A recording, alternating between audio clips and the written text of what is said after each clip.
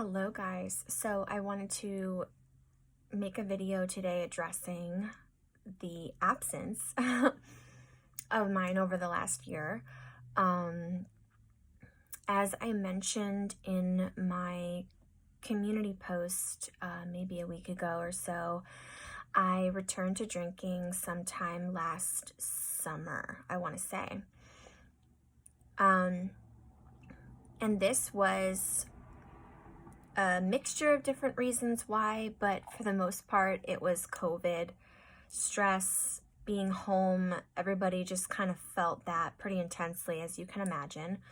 And I had just had my son like 6 months ago at that point.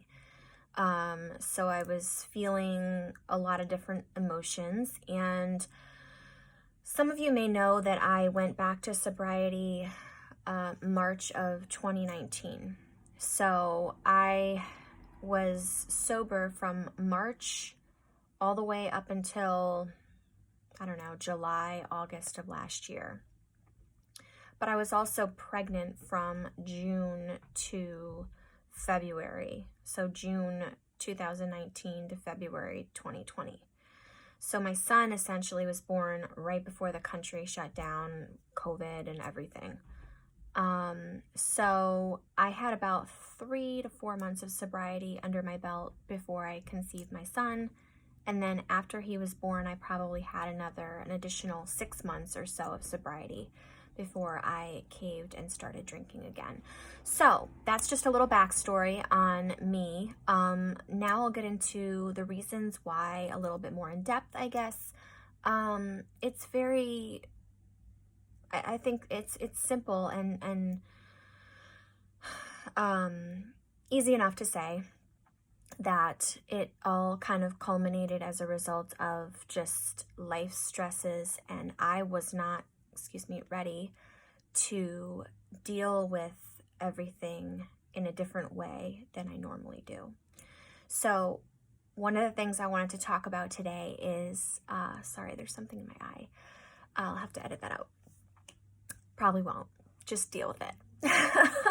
So one of the other things I wanted to talk about today was the importance of being prepared for things that are going to throw you off kilter, because it's going to happen. And I probably have said this in my other videos. If you don't have a plan or a strategy, you're going to just go back to drinking. And that's what happened. And you'd think after a decade and a half of making these same mistakes, I would have built a better toolbox at that point.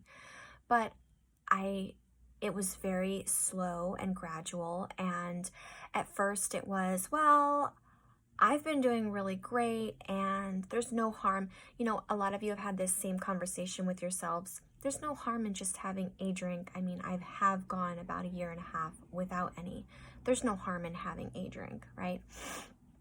And so I had convinced myself that I was just going to have one, and it was just going to be on the weekends, you know, just watching a movie and just having one glass of wine. And it all progresses very fast from there, as many of you know. Having one glass of wine leads to 2 the following weekend, leads to 3 the following weekend, leads to 3 nights a week versus just the weekends, and so on and so forth from there. So it's very easy to spiral out of your normal, out of your initial agreement with yourself. It's very easy to say you're going to just do something a certain way when it comes to your drinking, and then not follow through with that and let it get out of control, because it will. And this is what a lot of people who are in recovery, in sobriety, who are in the community will say, is that there's no moderation here for us. There's no, I'm going to just do it a little bit, but not a lot. That's not something that we are capable of, many of us, most of us. And so we need to make sure that we are anticipating the way that we know we've always handled our stress, our triggers, anticipating that we're not going to be able to use alcohol as a part of the equation at all. It's just not going to be able to be a part of the equation. It's not a part of the solution. It can't be involved in it at all. And this was just a huge eye-opener for me this last time around. So anyway, long story short, I've not had a drink now since sometime in July or August. I can't even remember, honestly. My life has been so crazy lately that I have no idea when I even stopped drinking. So that's weird, but yeah, I don't have a sobriety date.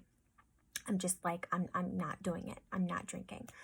And I am not telling myself I'm never drinking again. I'm just telling myself I am not drinking. Giving myself a very generalized statement because I've gathered over the years from experience that I don't do well when I'm within some sort of ticking time clock bomb thingy. I don't like counting days personally. I feel like it puts pressure on me. And so I prefer to just take my life one day at a time, and just allow myself to exist alcohol-free in this space that I'm in right now. So I realize that this relapse, or whatever you'd like to call it, is disappointing to some of you, and I completely understand that disappointment, especially when we're struggling with alcohol addiction ourselves. We're looking to other people to set the standard for us, and we want other people to succeed on our behalf so that we can feel like we have something really positive and great to look up to. And I commend and appreciate those thoughts and feelings toward people like myself and other people in the sobriety community. However, I think it's important to remember that we are still in recovery ourselves, and we are going to fall short, and we're going to make mistakes. I will also say that last summer, I renewed my relationship with Jesus Christ, and that's been really, really huge for me over this last year. The Lord has just helped me so much in not only coming to this realization that I need to lay down the idol of alcohol yet again, but also helping me to manage my emotions, my triggers, helping me to deal with my past, finally helping me to get through a lot of these things that were underlying that truthfully I didn't even know were there, right? And that's true of a lot of us who are in recovery, is that we don't even realize a lot of the time what some of our deepest rooted issues even are, right? A lot of the trauma or things that we've been storing over time are things that we may have blocked out, things that we may not even have remembered over the course of our lives. And so anyway, God has been helping me graciously to deal with a lot of these things, and I just feel so much more peace and just joy and hope than I have in the last 7 years. So I just wanted to share that with you as well. So in addition to sobriety videos, I will probably be making some videos about my faith here and there. If you are not spiritual, religious, whatever you'd like to call it, you certainly don't have to watch those videos. I will still be making sobriety content in between, but I did want to share that as well, just as a side note. Because I know in recovery, you know, we all have something that we sort of cling to in an attempt to gain clarity, feel peace, and for a lot of people that is God. For a lot of people that is what they refer to as, you know, their higher power.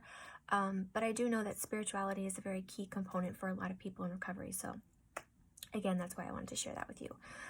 But anyway, I wanted to keep this video short for today. I don't want to make it too long, but that's where I've been. I just, again, COVID really stressed my family out. Both my husband and I were laid off from our jobs over that span of time, and just the country being shut down and having to go out with all, you know, face masks and keeping distance, and just everything exploding, you know, politically as well. It's caused a lot of stress, and I know that everyone is feeling that right now. I can speak for myself, but I'm sure I can speak for many of you that it's been a very challenging last year and a half.